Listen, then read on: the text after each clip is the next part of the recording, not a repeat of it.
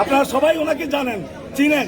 উনি সদর উপজেলার বিএনপি সভাপতি এবং উনি কুমিল্লা দক্ষিণ জেলা বিএনপির আহ্বায়ক কমিটির অন্যতম সদস্য এবং দীর্ঘ 17 বছর লড়াই সংগ্রামে ওনার পরিবারের বিশাল ত্যাগ তিতিক্ষা আছে, জেল জুলুম থেকে শুরু করে যা আছে সবকিছু আছে। তা আজকে দেশের প্রেক্ষাপটে আমরা 2 দিন আগে যেটা দেখেছি, আমরা সিএনজি ড্রাইভাররা শাসনগাছা বাস টার্মিনালে তাদের চাঁদার বিষয়ে যে অভিযোগ করছে, এই অভিযোগের পরিপ্রেক্ষিতে ওনাকে গ্রেপ্তার করা আমরা শ্রমিক হিসাবে বা শ্রমিক নেতা হিসাবে এবং রাজনৈতিক দলের একজন কর্মী হিসাবে আমরা এটাকে সমীচীন মনে করি না। যদি ওনার বিরুদ্ধে কোনো ইন্ডিভিজুয়াল মামলা থেকে থাকে, ইন্ডিভিজুয়াল কোনো কেস থাকে, তাইলে আমাদের আপত্তি নাই।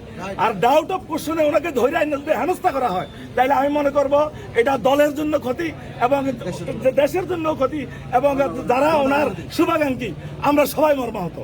আমরা অবিলম্বে ওনার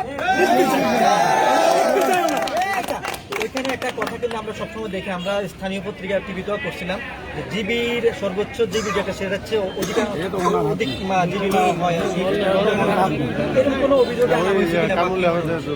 না। শোনেন, জিবি হচ্ছে, জিবির বাংলা হচ্ছে গেট পাস, মানে ইংরেজিতে গেট পাস বলে, অর্থাৎ ছাড়পত্র।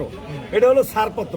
তো এটা সারা বাংলাদেশেই এটা মালিক সমিতি যারা সার্ভিস পরিচালনা করে, হোক এটা 3 হুইলার, হোক এটা এসি গাড়ি, এটা একটা জিপি সারা বাংলাদেশ। এটা শুধু কুমিল্লা যে এরকম না যে বাংলাদেশের কোথাও জিপি নাই, শুধু কুমিল্লা শাসনগাছা আছে, এটা সঠিক না।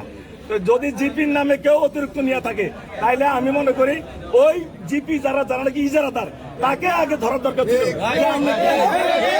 আপনি কেন বেশি নিচ্ছেন? কিন্তু এটার অজুহাতে একজন রাজনৈতিক দলের পরীক্ষিত নেতা কর্মীকে প্রশাসনিকভাবে হেনস্থা করা, এটা আমরা সমর্থন করি। জেলা পরিষদের বা সিটি কর্পোরেশন এটার ইজারাদার তো সেই না। এখন অন্য কেউ যদি ট্যাক্সের বিষয় নিয়ে অনিয়ম করে, তাকে জিজ্ঞাসাবাদ করবে, হয়তো ভুল বুঝা আনছে, এরকমই আমাদের ধারণা। আর কারণ আমাদের জানা মতো সে কোনো ইজারাদার না, ইজারাদার অন্য কেউ। পুলিশ এত নাটক করে ওনাকে আনার কারণ কি? এটা প্রশাসন বলতে পারে, এটার বিষয়ে পুরোটাই প্রশাসনিক ব্যাপার। ভিতরে গেছেন, সার্কেল আছে, ওটিতে কথা বলতেন, কি জানতে পারলেন? ওনারা যেটা জিজ্ঞাসাবাদের জন্য আছে, এই ব্যাপারে জিজ্ঞাসাবাদ করতেছে, এটা প্রশাসন সার্কেল মধ্যে আছেন, ওসি সাহেব আছেন, ওনারা ওনাদের মতো করে কথাবার্তা বলতেছে। আমরা সাংগঠনিকভাবে আমরা এখানে আসছি, যেহেতু আমার সভাপতি, যে সমস্ত কমপ্লেন আপনারা ওনার ব্যাপারে বলতেছেন, এগুলার ধারে কাছে উনি নাই, আমি যতটুকু জানি। তো দেখা যাক কি হয়।